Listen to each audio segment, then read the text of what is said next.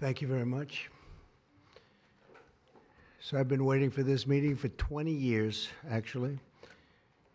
And it's not that everything's 100% understood or known, but I think we've made a lot of strides. Wish it was done a long time ago. Today, we're delighted to be joined by America's top medical and public health professionals as we announce historic steps to confront the crisis of autism. Horrible, horrible crisis.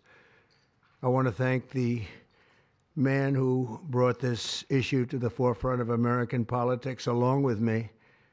And we actually met in my office, is it like 20 years ago, Bobby? It's probably 20 years ago in New York. I was a developer, as you probably heard, and I always had very strong feelings about autism and how it happened and where it came from.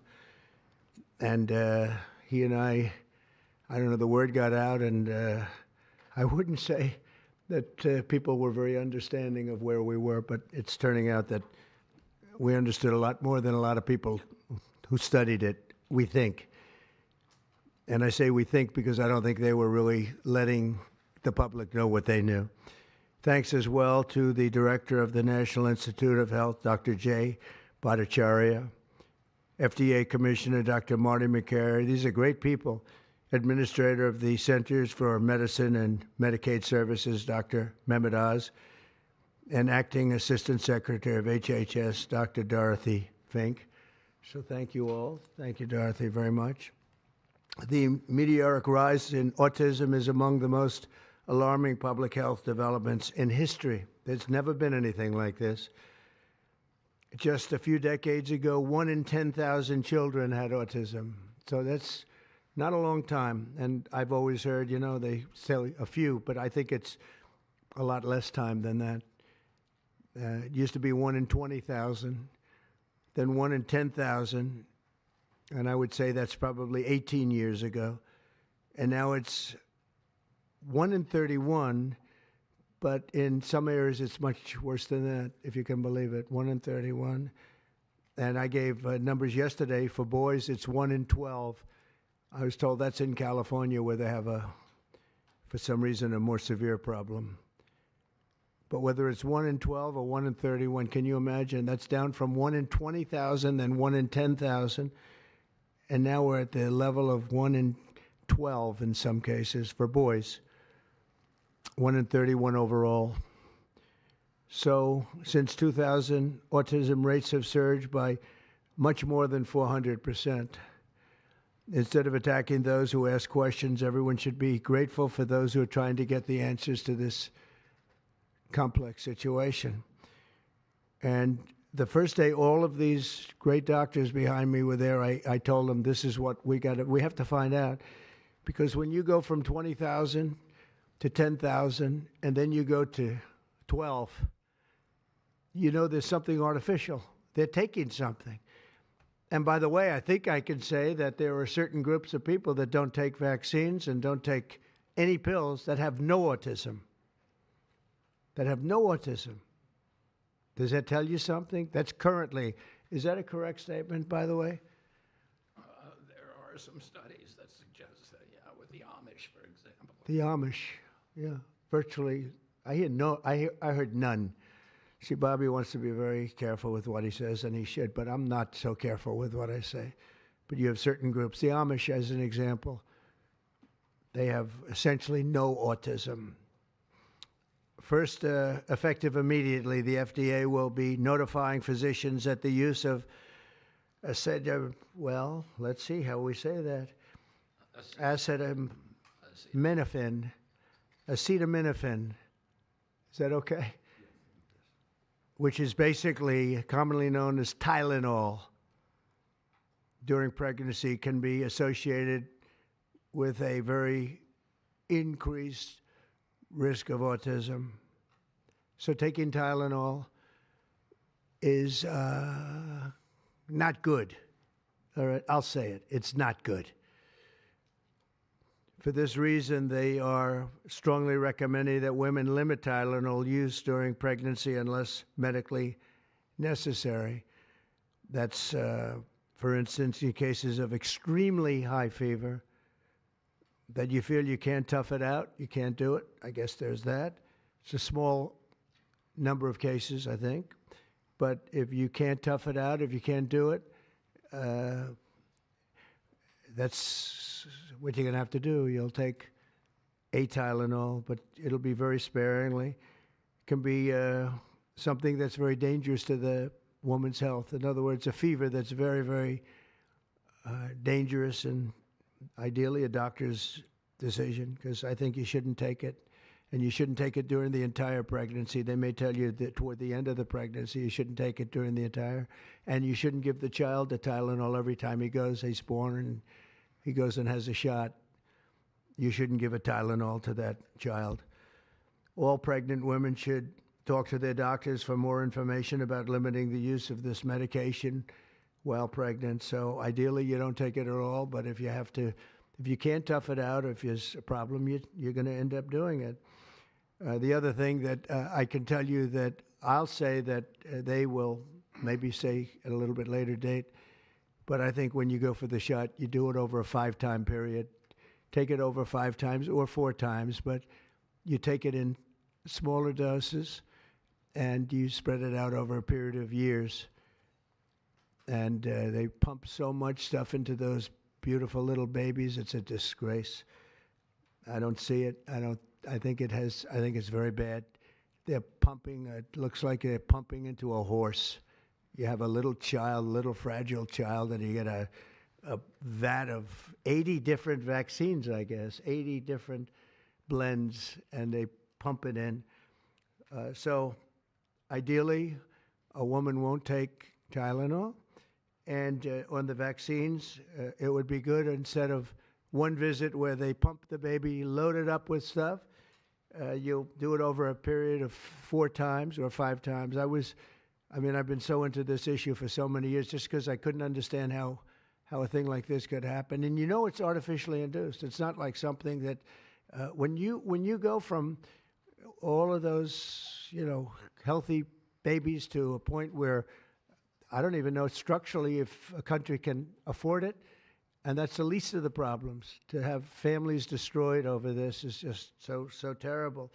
I also, and we've already done this, we want no mercury in the vaccine. We want no aluminum in the vaccine. The MMR, I think, should be taken separately. This is based on what I feel, the mumps, measles, and all the 3 should be taken separately. And it seems to be that when you mix them, there could be a problem. So there's no downside in taking them separately. In fact, they think it's better, so let it be separate. The chicken pox is already separate, because when that got mixed in, I guess they made it 4 for a while, it really was bad. So they make chicken pox. Individually, they're okay. When you mix them, something maybe happens. So there's no downside in doing it. It's not like, if you do it, bad things. No, it's only good side. And it may not have that much of an impact, but it may have a big impact. So let those be taken separately. And then hepatitis B is sexually transmitted. There's no reason to give a baby that's almost just born hepatitis B. So I would say wait till the baby is 12 years old and formed and take hepatitis B. And I think if you do those things, it's going to be a whole different, it's going to be a revolution in a positive sense in the country. The FDA will be updating the label of an existing drug to reflect potential benefits in reducing some autism symptoms. This gives hope to the many parents with autistic children that it may be possible to improve their lives. That's one of the things that I'm very, very happy about. I mean, this was mostly going to be on how not to have the child affected, but we've learned some pretty good things about certain elements of genius that can be given to a baby, and the baby can get better, and in some cases maybe substantially better. Not going to be easy, but be a lot easier if it didn't happen in the first place, as these great parents fully understand, right? They fully understand. I feel so terribly for. I have so many friends with autistic children. It's a tough situation. Finally, to help reach the ultimate goal of ending the autism fever, the NIH will be announcing 13 major grant awards from the Autism Data Science Initiatives. And to be honest with you, to me, that's the least important. It's not even a money thing at this point. There's so much money, but they have to do, and they have to move quickly. When the alternative is that nothing bad can happen, let's do it now. I was just saying to Bobby and the group, let's do it now. Nothing bad can happen. It can only good happen. But with Tylenol, don't take it. Don't take it. And if you can't live, if your fever is so bad, you have to take one because there's no alternative to that. Sadly, first question, what can you take instead? It's actually, there's not an alternative to that. And as you know, other of the medicines are absolutely proven bad. I mean, they've been proven bad with the aspirins and the Advils and others, right? And they've been proven bad. So I'd like to ask Bobby to get up to the podium and say a few words, and then Dr. Bhattacharya and Dr. McCary, Dr. Oz, Dr. Fink, followed by two incredible mothers that have experienced firsthand what this country is going through, what parts of the world are going through. And I will say there are parts of the world that don't take Tylenol. I mean, there's a rumor, and I don't know if it's so or not, that Cuba, they don't have Tylenol because they don't have the money for Tylenol, and they have virtually no autism, okay? Tell me about that one. And there are other parts of the world where they don't have Tylenol, where they don't have autism. That tells you a lot. And I want to say it right now. And, you know, the way I look at it, don't take it. Don't take it. There's no downside in not taking it. So I'd like to ask Bobby to come up and say a few words. I hope I didn't ruin his day, but that's the way I feel. I've been very strong on the subject for a long time. You know, life is common sense, too. And there's a lot of common sense in this, and I wish things like this were brought up, and this group has worked so hard on it, but I'd like to be a little bit more, a little speedier in the process of a recommendation, because there's no harm in going quicker. There's absolutely no harm. At worst, there's no harm. Thank you very much. Bobby, please. Thank you, Mr. President. To meet the President's challenge, I ordered HHS to launch an unprecedented all-agency effort to identify all causes of autism, including toxic and pharmaceutical exposures. At President Trump's urging, NIH, FDA, CDC, and CMS are turning over every stone to identify the etiology of the autism epidemic and how patients and parents can prevent and reverse this alarming trend. We have broken down the traditional silos that have long separated these agencies, and we have fast-tracked research and guidance. Historically, NIH has focused almost solely on politically safe and entirely fruitless research about the genetic drivers of autism. And that would be like studying the genetic drivers of lung cancer without looking at cigarettes. And that's what NIH has been doing for 20 years. As a result, we don't have an answer to this critical question, despite the cataclysmic impact of the epidemic on our nation's children. We are now replacing the institutional culture of politicized science and corruption with evidence-based medicine. NIH research teams are currently testing multiple hypotheses with no area off limits. We promise transparency as we uncover the potential causes and treatments, and we will notify the public regularly of our progress. Today, we are announcing two important findings from our autism work that are vital for parents to know as they make these decisions. First, HHS will act on acetaminophen. The FDA is responding to clinical and laboratory studies that suggest a potential association between acetaminophen use during pregnancy and adverse neurodevelopmental outcomes, including later diagnosis for ADHD and autism. Scientists have proposed biological mechanisms linking prenatal acetaminophen exposure to altered brain development. We have also evaluated the contrary studies that show no association. Today, the FDA will issue a physician's notice about the risk of acetaminophen during pregnancy and begin the process to initiate a safety label change. HHS will launch a nationwide public service campaign to inform families and protect public health. FDA also recognized that acetaminophen is often the only tool for fevers and pain in pregnancy, as other alternatives have well-documented adverse effects. HHS wants, therefore, to encourage clinicians to exercise their best judgment in the use of acetaminophen for fevers and pain in pregnancy by prescribing the lowest effective dose for the shortest necessary duration and only when treatment is required. Furthermore, thanks to the politicization of science, the safety of acetaminophen against the risk of neurodevelopmental disorders in young children has never been validated. Prudent medicine, therefore, suggests caution in acetaminophen use by young children, especially since strong evidence also has associated it with liver toxicity. Some studies have also found the use of acetaminophen in children can potentially prolong viral illnesses. FDA will drive new research to safeguard mothers, children, and families. In addition to a possible acetaminophen connection to autism for pregnant women, infants, and toddlers, our research has revealed that folate deficiency in a child's brain can lead to autism.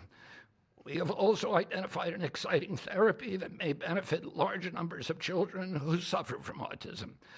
Peer-reviewed literature has documented that up to 60% of folate-deficient children with ASD can have improved verbal communications if given leucovorin. I have instructed NIH, FDA, and CMS to help doctors treat children appropriately. Jay will help tell that story, which started with sound science, the kind that restores faith in government. This announcement also represents a historic collaboration between NIH, FDA, CDC, and CMS. We expect this to be the first of many announcements over the coming years that deliver actionable information to parents on underlying cause of autism and the potential paths for prevention and reversal. Finally, autism is a complex disorder with multifactorial etiology. We are continuing to investigate a multiplicity of potential causes with no areas of taboo. One area that we are closely examining, as the President mentioned, is vaccines. Some 40 to 70% of mothers who have children with autism believe that their child was injured by a vaccine. President Trump believes that we should be listening to these mothers instead of gaslighting and marginalizing them like prior administrations. Some of our friends like to say that we should believe all women. But some of these same people have been silencing and demonizing these mothers for 3 decades because research on the potential link between autism and vaccines has been actively suppressed in the past. It will take time for an honest look at this topic by scientists. But I want to reassure the people in the autism community that we will be uncompromising and relentless in our search for answers. We will perform the studies that should have been performed 25 years ago. Whatever the answer is, we will tell you what we find. We are researching this issue to all 3 agencies. Jay will discuss one of our research initiatives at NIH. This model of unleashing unbiased, depoliticized, gold standard scientific research and academic freedom to deliver actionable information to prevent and reverse disease will be a model for the framework to deliver similar results for many other chronic conditions that plague Americans. Jay? Thank you, Secretary Kennedy, and thank you, President Trump. Thank you very much. I'm proud to announce today that the NIH has launched the Autism Data Science Initiative to turbocharge autism research, devoting an additional $50 million to the cause of studying autism. Nearly 250 research teams from across the country applied, sent in their applications, and were peer-reviewed by the NIH review panels. The NIH peer reviewers chose the 13 best projects focused on root causes and therapies, with replication and validation studies to guarantee gold standard science. The studies feature a new kind of science called exposomics, where scientists consider environmental and medical factors, nutrition, events during pregnancy, in combination with biology and genetics to answer vital questions about autism. Science like this, conducted in partnership with families and physicians, is the best way to arrest and reverse the autism epidemic. Autism spectrum disorder encompasses a very wide range of symptoms, ranging from mild difficulties with social interactions to profoundly autistic children who experience severe disabilities in speech and behavior. Given this wide range of symptoms across the spectrum, it seems certain that there will be a wide range of biological contributors to explaining the cause. The great thing about the new NIH initiative on autism is that scientists will use rigorous advanced methods in causal inference, machine learning, organoids, and other fresh approaches to the problem. The sharp rise in the prevalence of autism deserves an urgent response by the scientific community. As Bobby said, the NIH has invested a lot of money to study autism over the years, but the research has not produced the answers that families and parents of autistic children deserve, and autistic children themselves deserve. For too long, it's been taboo to ask some questions for fear the scientific work might reveal a politically incorrect answer. Because of this restricted focus in scientific investigations, the answers for families have been similarly restricted, often pointing families to behavioral therapies that don't work for every kid or suggest non-modifiable genetic factors as the cause. But genetics alone can't explain such a sharp rise in autism prevalence over just a few decades, as the president said. In coming months and years, as NIH scientists learn more that can help autistic children and their families, we won't delay. Like scientists often like to do, I can say as a scientist myself, it's really tempting to delay, but but in face of a problem like this, you have to move fast. But we will not delay before telling American people about what we find, and we will win the public trust with transparency and rigor. Already, our broadened focus on autism research has pointed to 2 items that will help families prevent and treat some cases of autism. I'll leave the good news on these 2 items to my close friends and colleagues, Dr. McCary and Dr. Oz. We've been working together closely on this problem for the past 6 months, and our cooperation represents an unprecedented collaboration with Secretary Kennedy's Department of Health and Human Services and with President Trump. I'm delighted to introduce Dr. Marty McCary, Commissioner of the Food and Drug Administration, who will tell you about these announcements of practical help for families with autism. Great, thank you, Dr. Bhattacharya. Mr. President, this is the start of a historic shift in medical culture. This administration is working together to ask big questions about why our nation's children are getting sick so fast. Too often, medicine is doing small little studies, giving us answers we already knew. But we've got to make a difference. You've given us a charge to identify root causes, and we are not going to stop so that we can end the suffering we are watching. And if you've seen a kid with autism, with severe autism, it's hard to watch. Kids get frustrated, they get angry, they can be crying because they want to speak and they can't speak. It's hard to watch, and it may be entirely preventable. For an epidemiologist, that child is an expanding statistic, but for a child, it can be brutal to have autism. Today, the FDA is taking action to update the label on acetaminophen and sending a letter to all U.S. doctors letting them know about the risks in pregnancy. We now have data we cannot ignore. There's a very large study, the Boston Birth Cohort, with researchers that have, from Johns Hopkins, my former institution, and Boston University, found quote-unquote consistent associations between acetaminophen in pregnancy and autism. And the Nurses' Health Study with researchers from Yale, Columbia, and Harvard looking at 9,000 kids found that acetaminophen use in pregnancy was associated with neurodevelopmental disorders. And 4 weeks ago, a Mount Sinai Harvard study reviewed all the existing literature and found the overwhelming body of evidence points to an association. Sure, you'll be able to find a study to the contrary. That's how science works. But to quote the dean of the Harvard School of Public Health, there is a causal relationship between prenatal acetaminophen use and neurodevelopmental disorders of ADHD and autism spectrum disorder. We cannot wait any longer.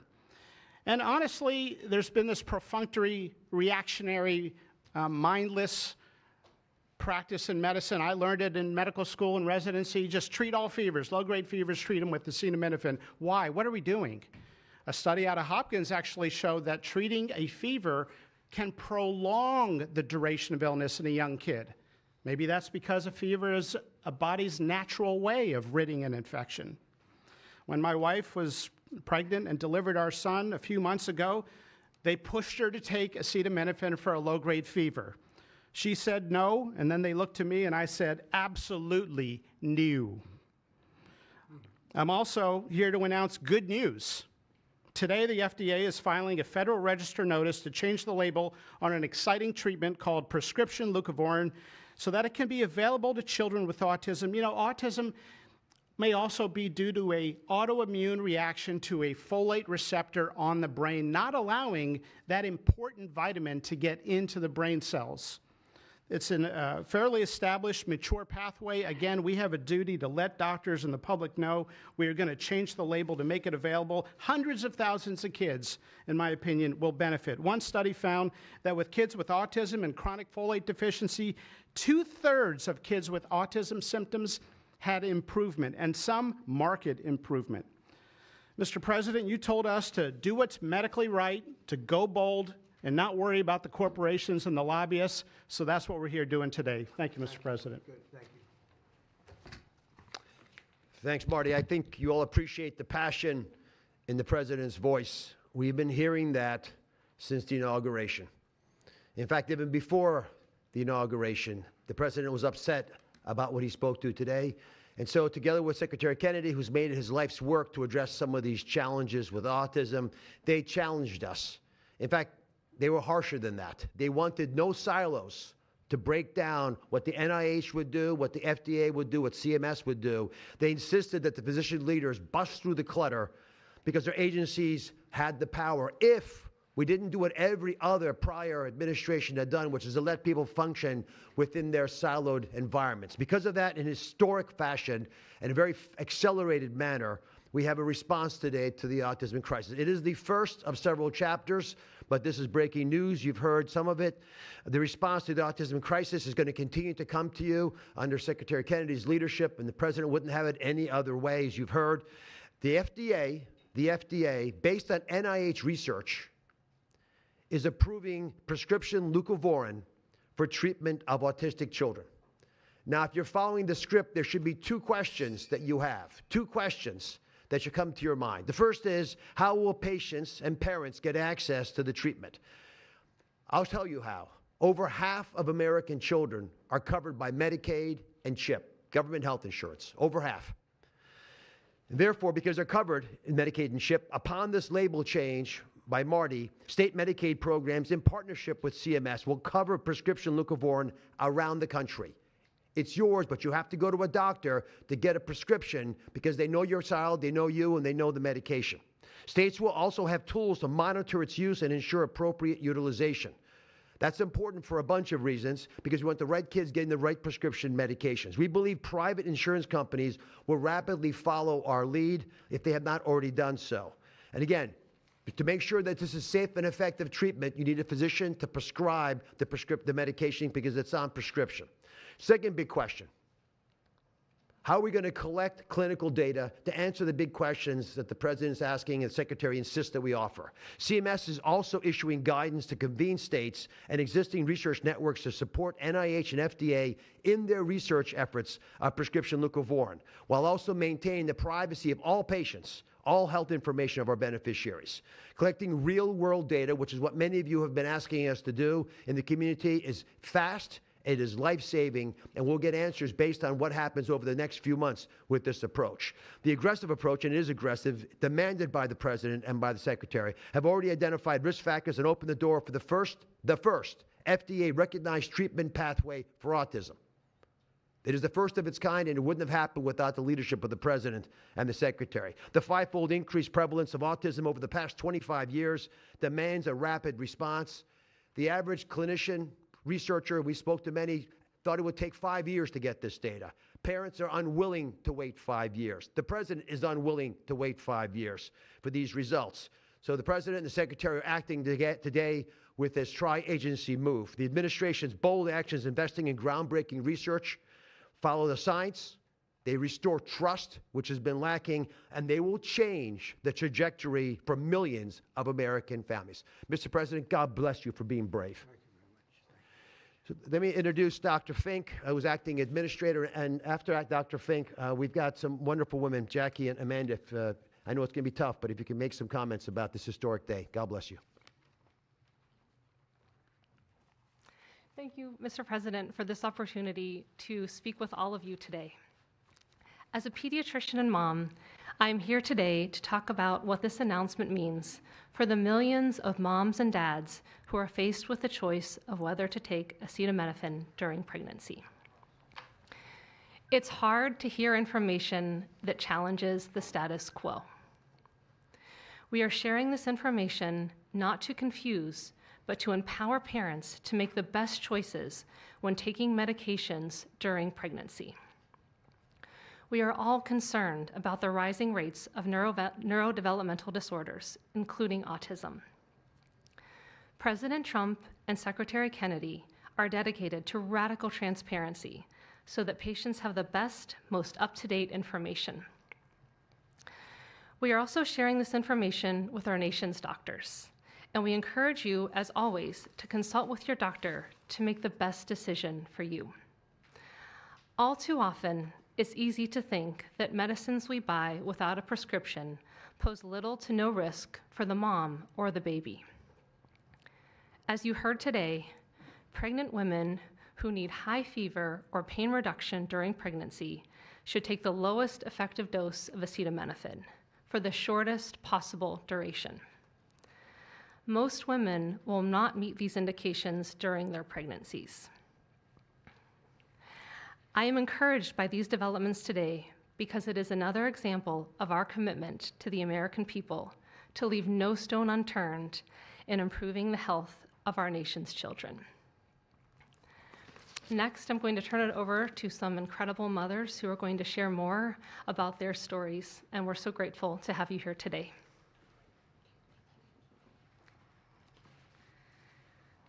Thank you. Thank you, Mr. President and team, for all your work. This is an historic day, and I'm thankful to be here. I have a son who's 5 who is profoundly autistic, and you've probably heard if you've met one autistic child, you've met one autistic child. It's a spectrum, which I don't think the spectrum is helpful, but that's another conversation. He is an amazing little boy, a blessing from God. He's marvelous. He can count to 1,000. He knows all of his letters and the sounds they make and a word for each one.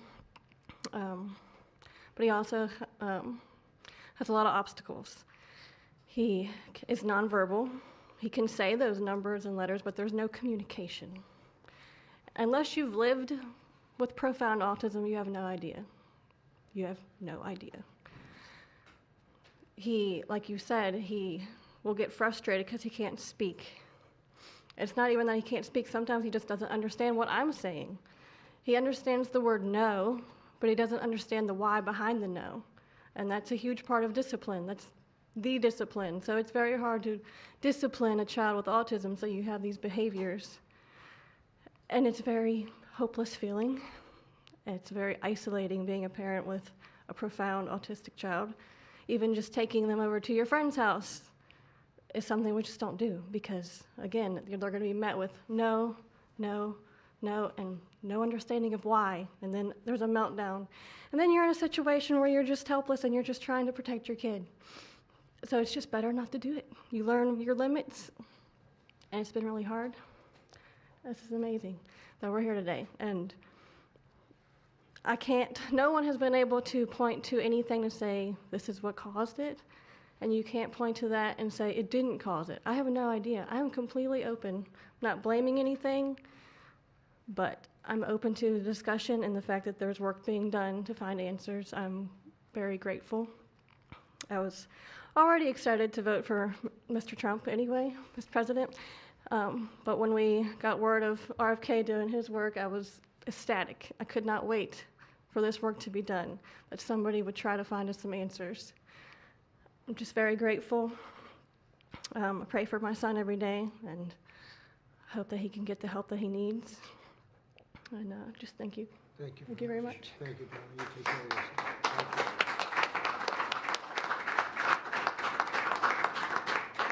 Hi, my name's Jackie. I'm also extremely grateful for the opportunity to be here and share my son's story.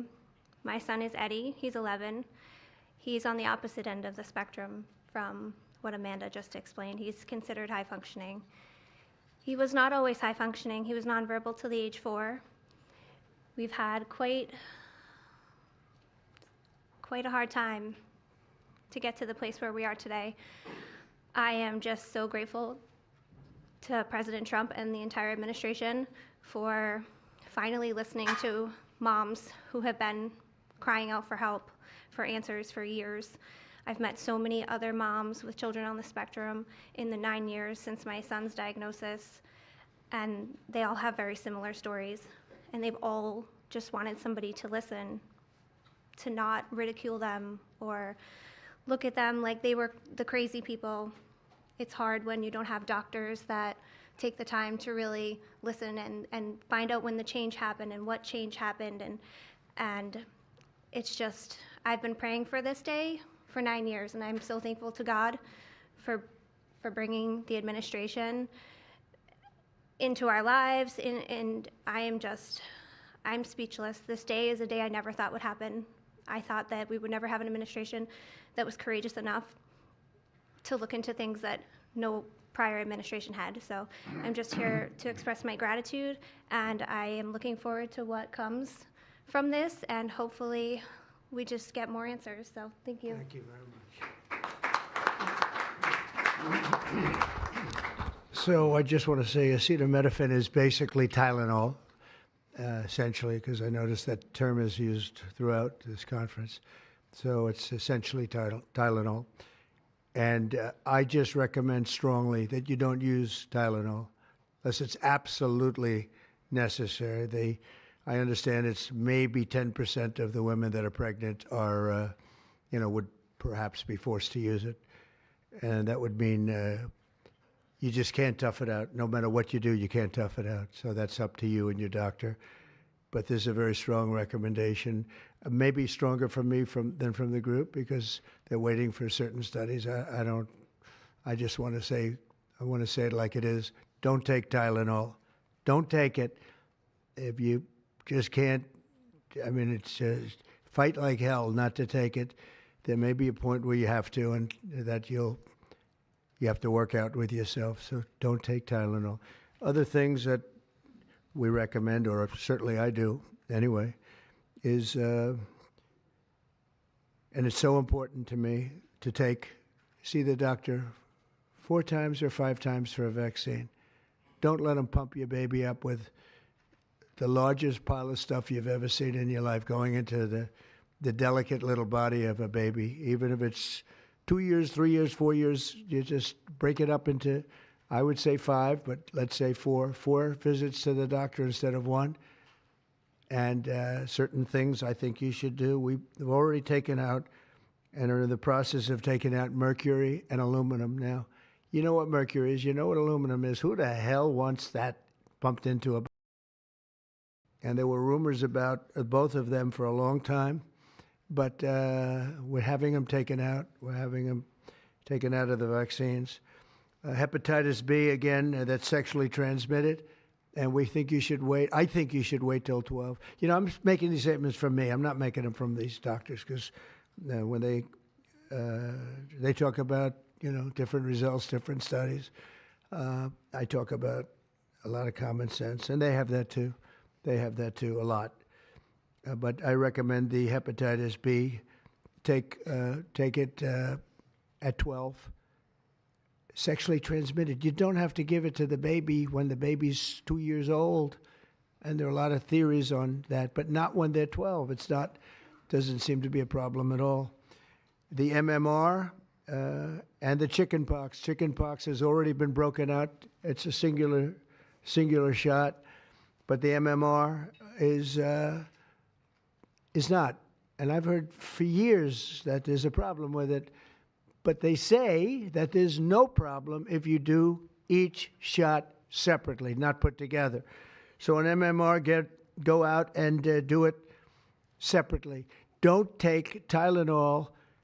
Don't give Tylenol to the baby after the baby's born. Every time the baby gets a shot, the baby gets a shot. They say, here, take a cup of Tylenol.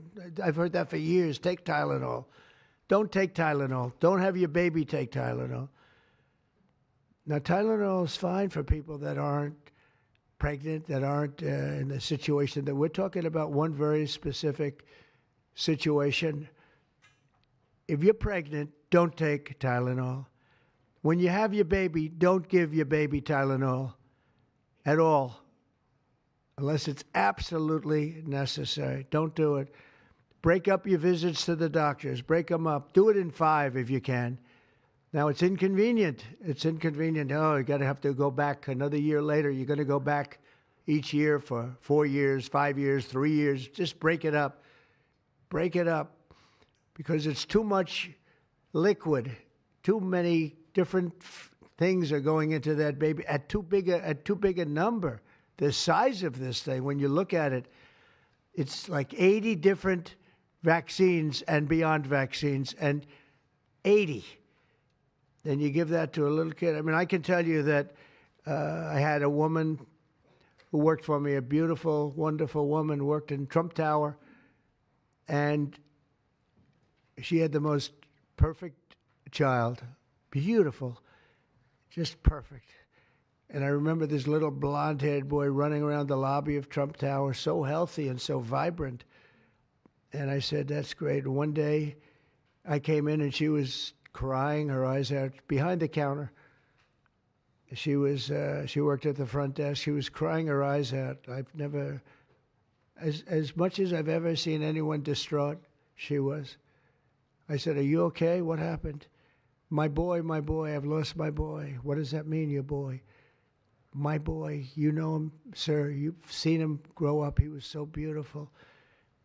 And I took him for a vaccine, sir. And he developed this unbelievable, I think she said 107, 108. You know, it goes well beyond when this happens. It goes up to 106, 107, 108. You know, we hear 105 and you're in trouble, but it just goes up to a level that you never hear about, but it goes up very high. And it's fried. They get fried. She said, I took him, he developed an unbelievable temperature. And I've lost him, sir. He's gone. And then I saw the boy. It was so tragic to see. That was the following day. After the vaccine. And I've seen it 2 other times, and I think 3 other times, but 2 other times, where they go to the doctor and they get the vaccine, they get the shot. The kid is, badly hurt. Let's be nice, badly hurt. And just do it. Break it up into 5, break it up into 4, break it up into 3 if you have to, but go to the doctor 4 times instead of once, or 5 times instead of once. And for some reason, they insist that you put it all into the body, and maybe that's the drug companies that make more money that way. Maybe it's the doctors because they don't want to be, doing this so much. Maybe it's the doctors. They get maybe more money. Who the hell knows what it is? Don't do it. Get them broken into 4 or 5 visits. Do it 4 or 5. That means you have 20%, 25% what you're putting into the baby's body. It can only help. It can only help. And the other things I told you about, just the word tough it out. It's easy for me to say tough it out, but sometimes in life, with a lot of other things, you have to tough it out also. Don't take Tylenol. Don't give Tylenol to the baby. When the baby's born, they throw it at you. Here, give him a couple of Tylenol. They give him a shot. They give him a vaccine. And every time they give him a vaccine, they're throwing Tylenol. And some of these babies, they're long born, and all of a sudden they're gone. And it doesn't hurt not to do it. It doesn't hurt. There's no downside. There's no downside at all. And break up MMR. Break it up. It's practically a known fact that if you break it up, you're not going to have a problem. But for years, we've been hearing how bad MMR is as a combination. And I'm very happy that you broke out chickenpox, because that was really a problem. And there are other things. It's interesting because there are other things, we were talking about it, other different drugs, pills that you take that we know are so bad and they don't take them anymore. But for some reason, with this, they keep taking it. Don't take Tylenol. There's no downside. Don't take it. You'll be uncomfortable. It won't be as easy, maybe, but don't take it. If you're pregnant, don't take Tylenol. And don't give it to the baby after the baby is born. And you know, we have more than 3 years left. And I told Bobby and the doctors behind me, and they are so committed to this, I told them that this is the number one thing I want to do from you. And you know, we have something else called Favored Nations, where I'm going to be reducing drug prices by 1,000%, by 900, 600, 500, 1,200. We're going to be reducing drug prices at levels never seen. It's called Favored Nations. We're going to be paying what right now, we're like the garbage can for the rest of the world, and we have been for forever. We pay much higher for drugs than the rest of the world. We subsidize the rest of the world. We're not doing that anymore. And that's a big thing. That's a big thing. That's bigger than anything. I told the story the other night that I was so proud in my first term that for the final year, drug prices went down 0.25%. And I was so proud. I said, why? I'm the first one to do it. I think it was 28 years, they said, where drug prices went down from the beginning of the term to the end. And I was so proud. I called a news conference. I said, you know, drug prices have gone down. First time it's happened in 28 years. You know what it was? 0.25%. I was so proud. Now we're going to have them go down from $100 a pill to $9 a pill. From $1,300 for a shot of like an Ozempic or the fat, I call it the fat pill or the fat drug.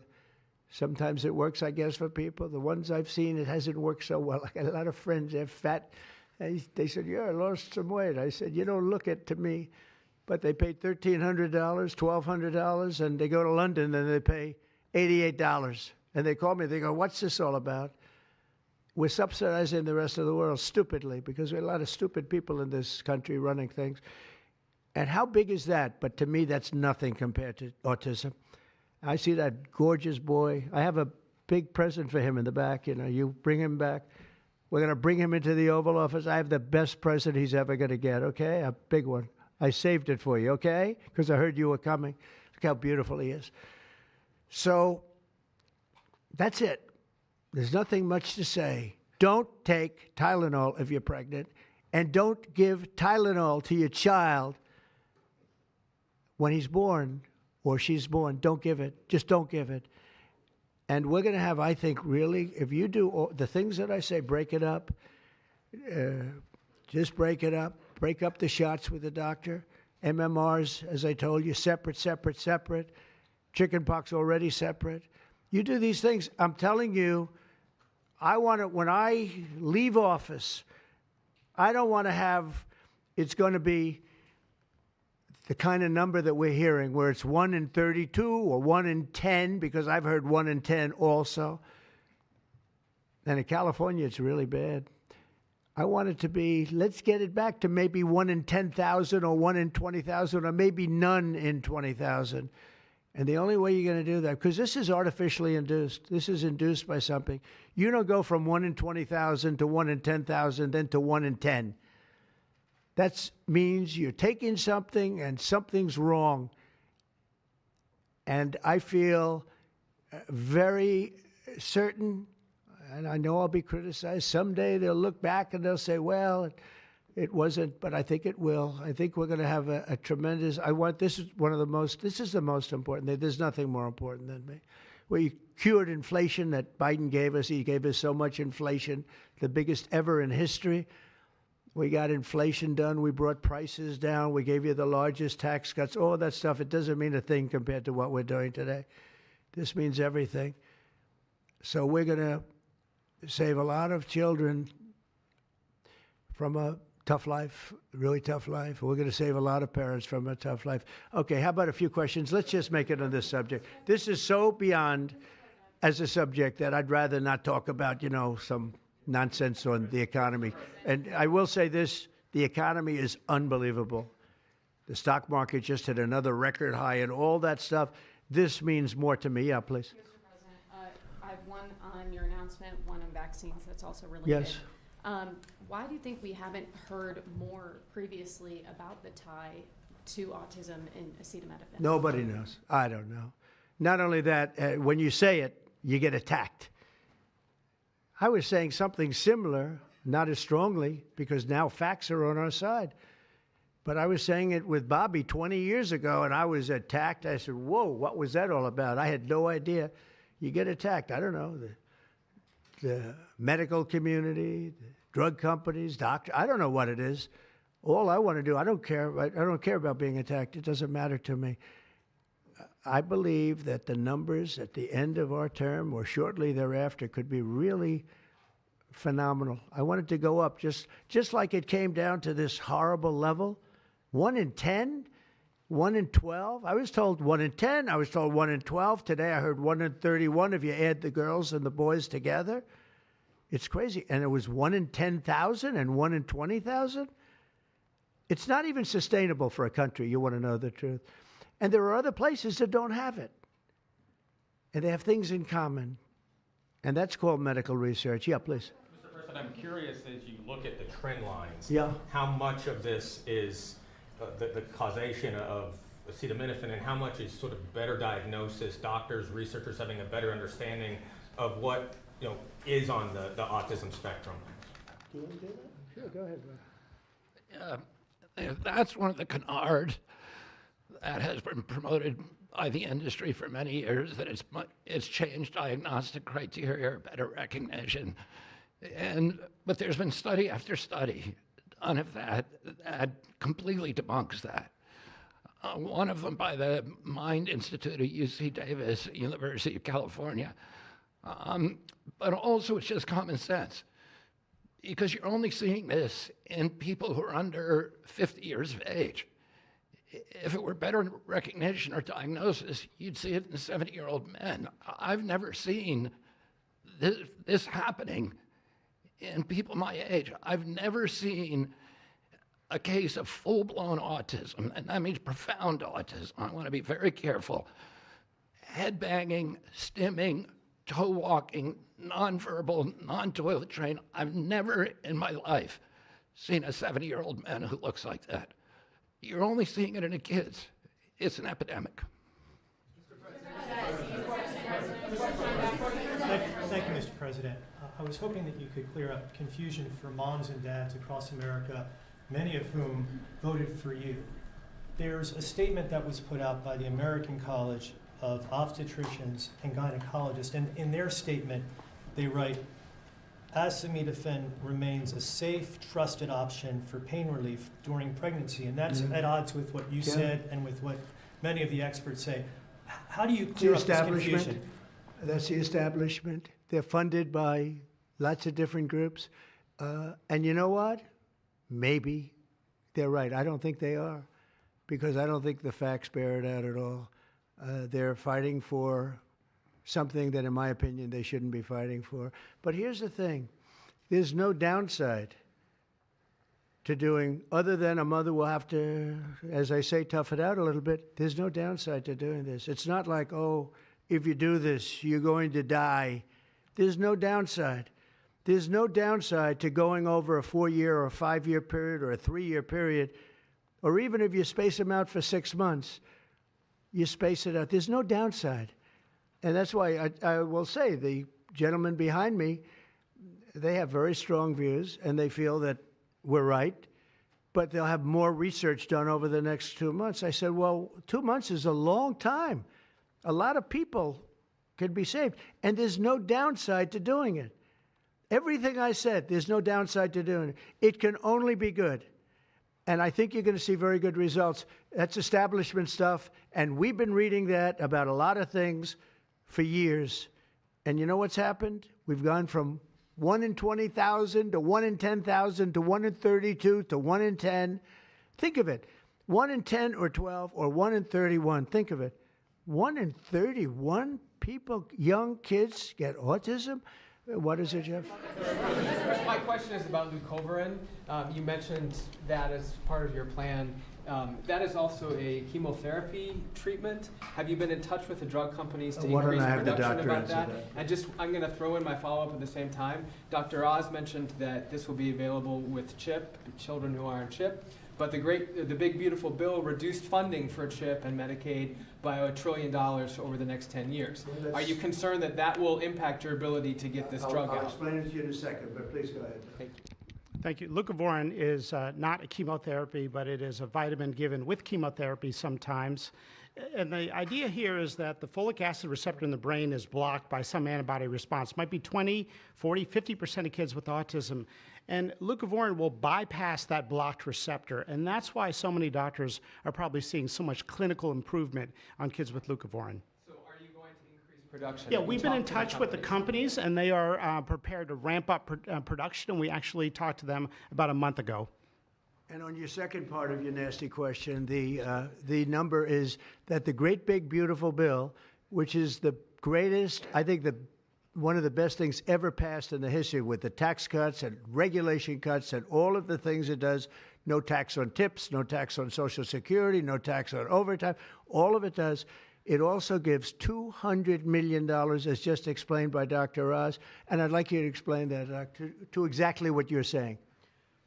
The Big Beautiful Bill actually increases Medicaid spending projected over the next 10 years by $200 billion. There's also a $50 billion Rural Health Transformation Fund, which will allow a lot of these programs to get in the rural parts of the country that the President and Congress are handing to governors to start distributing. Those grants have already gone out. The money will be allocated by the end of this calendar year.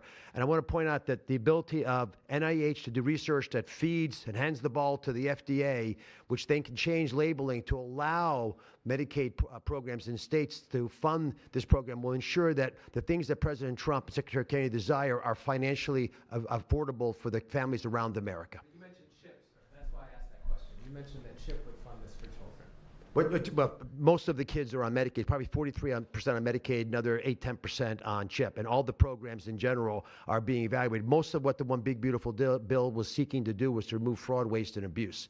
But the programs themselves should stay financially intact for the people for whom they were designed, and in this case, for children.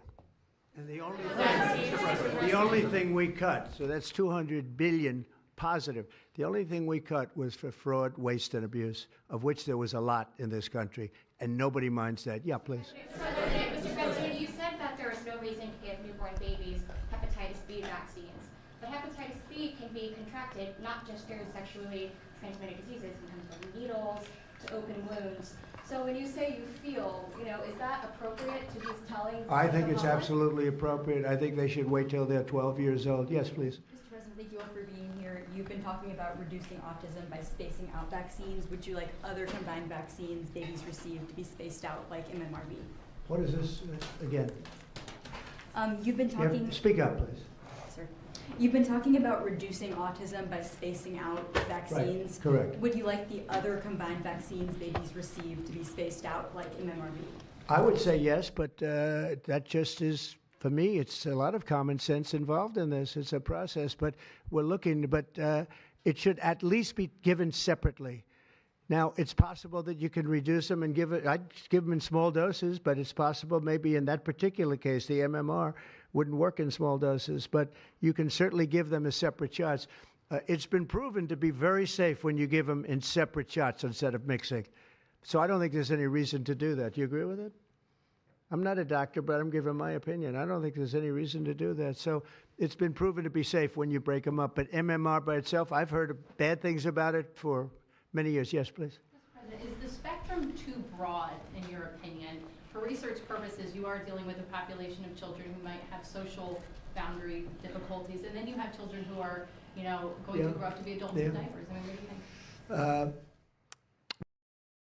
Spectrum is. We don't know exactly where it starts and where it ends, but we do know what we're going through. We're going through some very serious trouble, and we know autism. I mean, it could be bigger, it could be small, a little bit smaller, but the number is unacceptable. And the number, the way it's come down, because the spectrums remain the same, the number, the way it's come down is just unacceptable, meaning come down to that level of 1 in 10, 1 in 12, 1 in 31.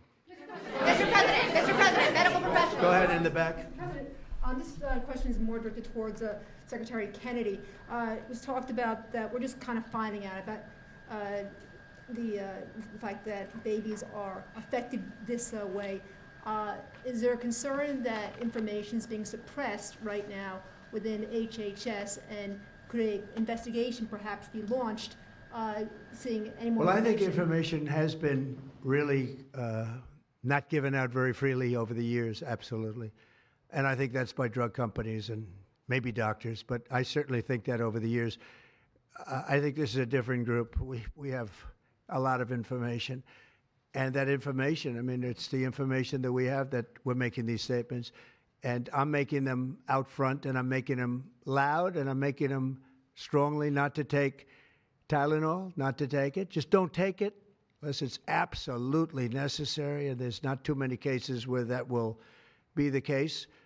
And again, what's the worst? The worst is nothing can happen. It's very positive. That's a positive thing.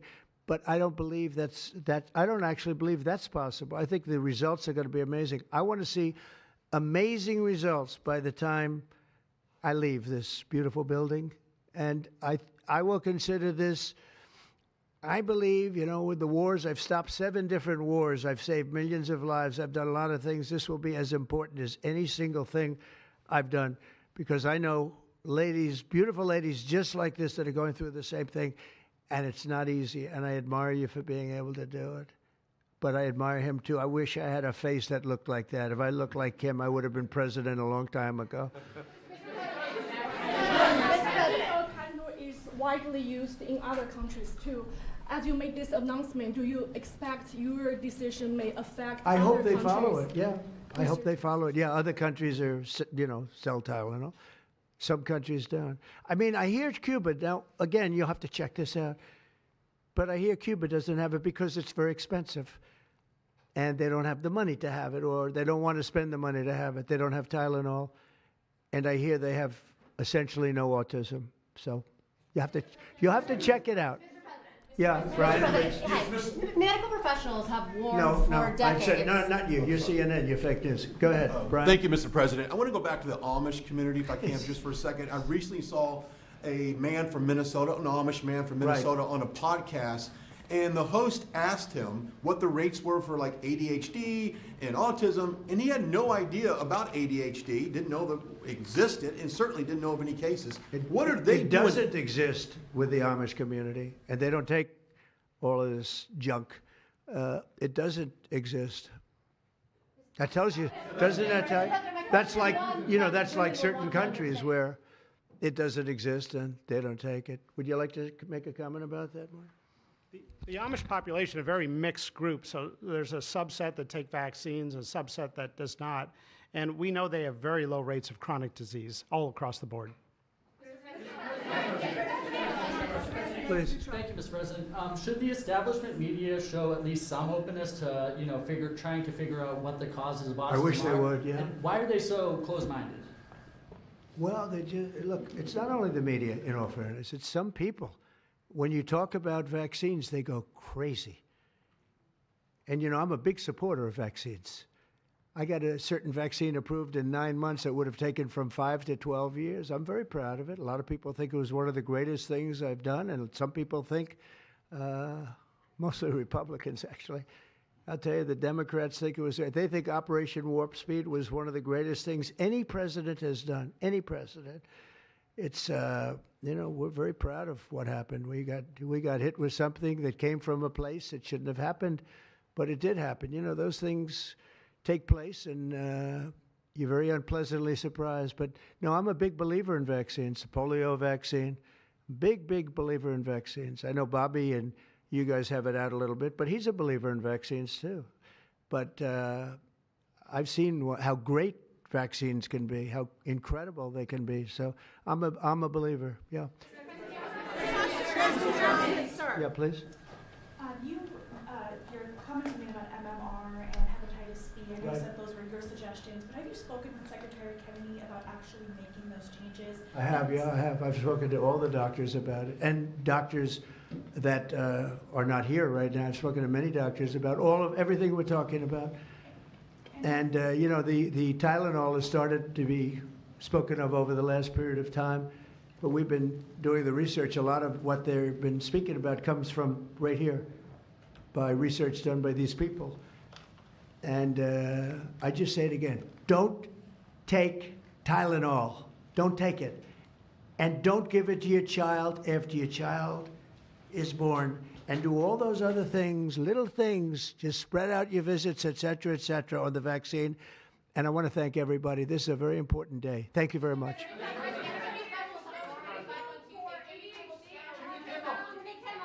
Will you meet with the Democratic leader, sir?